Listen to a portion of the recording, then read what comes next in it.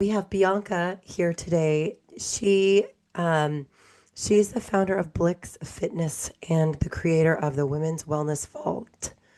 Bianca is a health and fitness coach who specializes in women specifically. Her work is all about helping us understand our own biology so we can work with our bodies.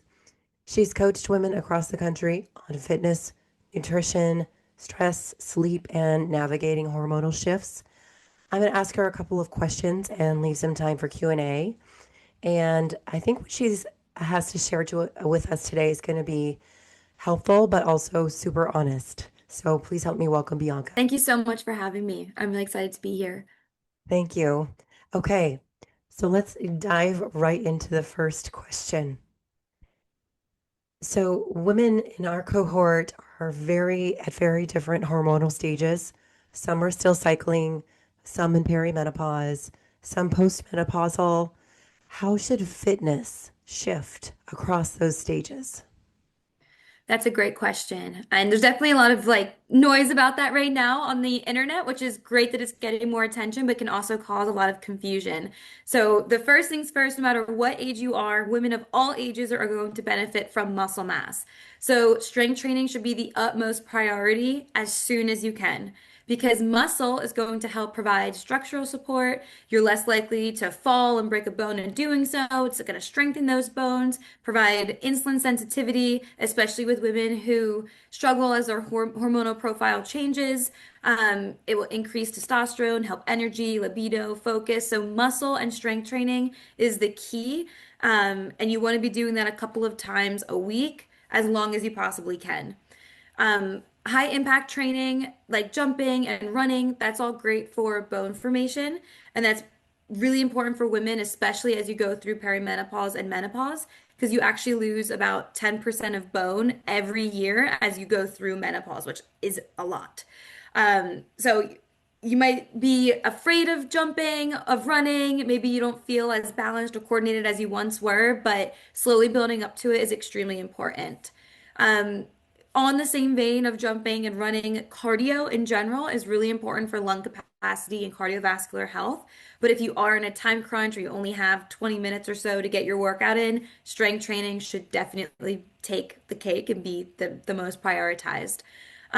When you are strength training, whether you are doing high repetitions with lighter weight or lower repetitions with heavier weight, the most important factor is that you're lifting till almost failure.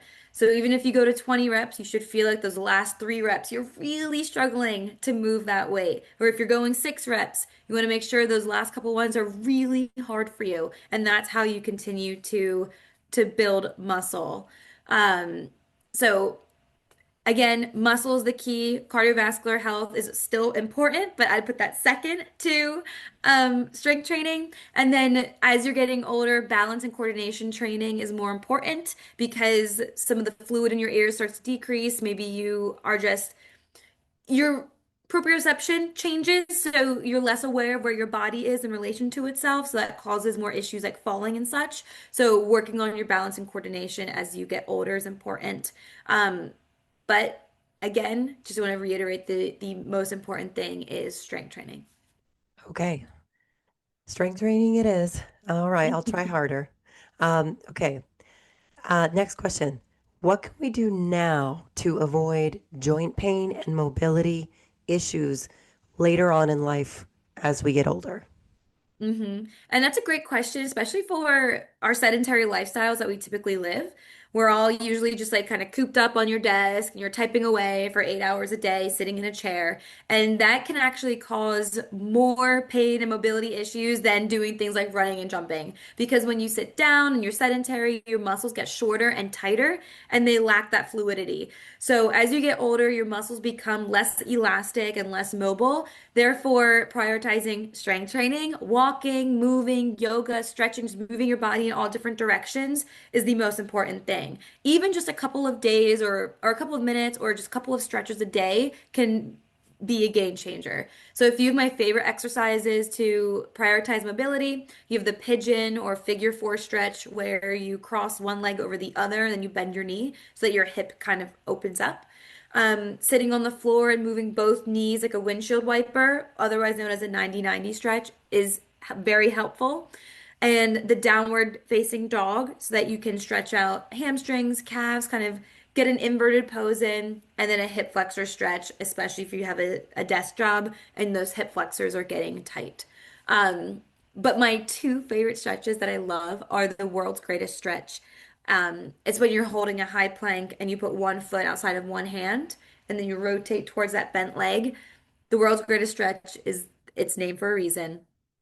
But at any rate, stretching, doing yoga, moving in a variety of planes of motion, other than this, is what's going to help your mobility issues later on in life. Yeah, okay. All right, next question. What are the biggest mistakes you see women in their 40s and 50s making when it comes to exercise? Yeah, I would say waiting too long to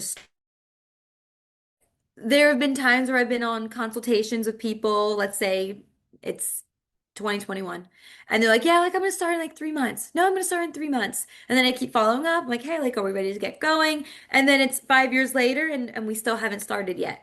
So I think the biggest mistake is thinking that you have more time and that these health issues won't catch up to you eventually.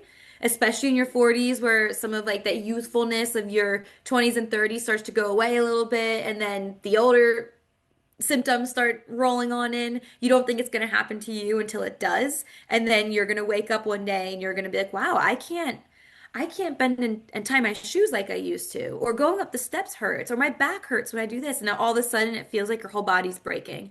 So prevention is key. Don't wait until it's too late. Just start as soon as you have that inkling of like, I should probably work out a little bit more. You should probably work out a little bit more. Like you'll know when you have a good routine. Um, Another thing I think that holds women back is still the fear and the narrative around muscle mass being manly or bulky or being afraid of the weights. And when I see inspiration pictures or people send me like, hey, like I want to look like this, I love it. They are sending me pictures of women who have loads of muscle mass and they're lean and they're strong and they're lifting a lot of weights. So I think there's a misunderstanding about what manly or bulky looks like versus muscle mass versus what leanness looks like. So I work a lot with women to reshape what they think about when it comes to muscle and physique and what it can look like them and how it's important to shape their body. So there is also like a mindset shift that needs to happen as you're strength training so that you're not afraid of what it would look like. Um, but ultimately, don't start. I mean, don't wait. We have to start now, before it is too late. That makes sense to me. Okay, there's a lot of noise out there about what kind of exercise. I've heard a lot about HIIT, strength training, obviously yoga, walking. What does the evidence say? And does it change as we get older? I think so. There's a lot of noise about doing too much cardio or doing too much high intensity interval training. And while there could be some merits that in women who might already be chronically stressed or have high insulin, high cortisol, they're insulin resistant and such, for the majority of people, it's the mistake that people keep making is that they're not strength training. So, yes, keep doing the hit, keep doing the cardio, but not at the expense of building muscle. So, if you're working out and your main form of exercise is walking or running or doing like cycling classes and you're struggling with body composition, with weight management, it's likely due to low muscle mass. So, if we can just shift some form of exercise to building muscle and strength training, then you're going to see a world of a difference. So, I don't want it's more of having a balanced routine is what I'm trying to say, with the basic foundation being muscle. Um, it's not like, oh, you're 45, you shouldn't be doing this exercise anymore. No, you should be moving your body in every way it's supposed to for as long as you possibly can, and then modifying different movements for your current level. So, like, instead of doing jumping high knees, if that bothers your knees or your back, then you can always regress that into a marching knee. And then you can regress that even further into a seated marching knee. So, like, the same exercise can be applied to different people regardless of whatever level you're on. Okay, that makes sense to me. So strength, strength, strength it is. Mm-hmm. So besides getting maybe feeling stronger and looking your best. What other kind of key things should we expect from strength training? Maybe there are some things people don't know about. hmm So one thing that people don't realize is that a lot of women especially are scared of eating carbs and they're scared of eating like bread and pastas and rice and such. And while those should be limited because they're simple carbohydrates, carbohydrates in general are really healthy for you and you should have them as an essential part of your diet. So when you have more muscle, your muscle stores glucose, which is the broken down form of carbohydrates in the form of glycogen.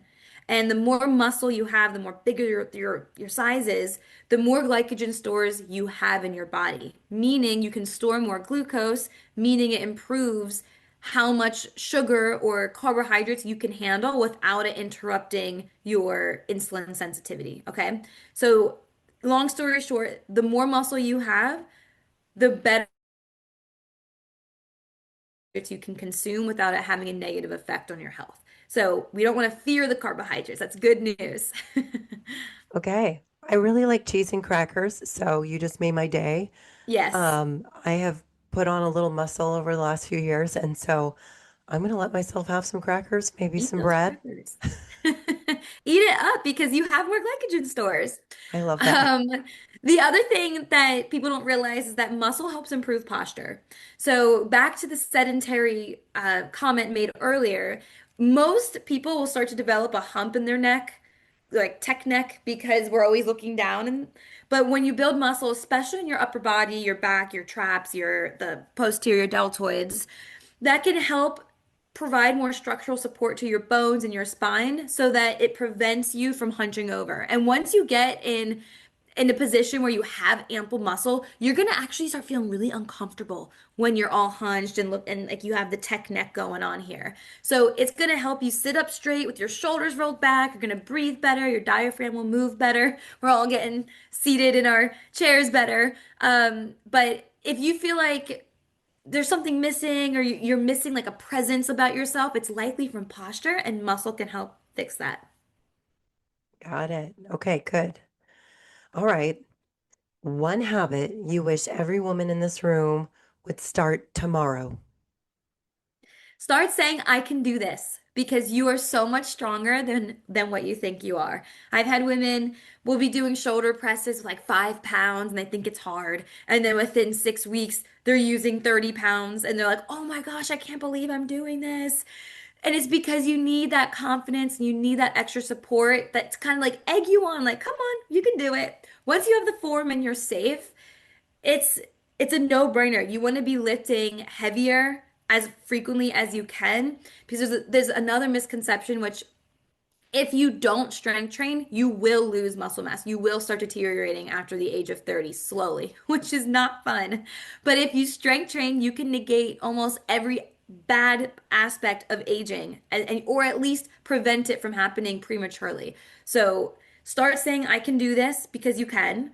And even if you go in smaller increments of like 2.5 pounds and 5 pounds instead of big jumps, you're going to be at a very respectable weight that you're lifting in no time.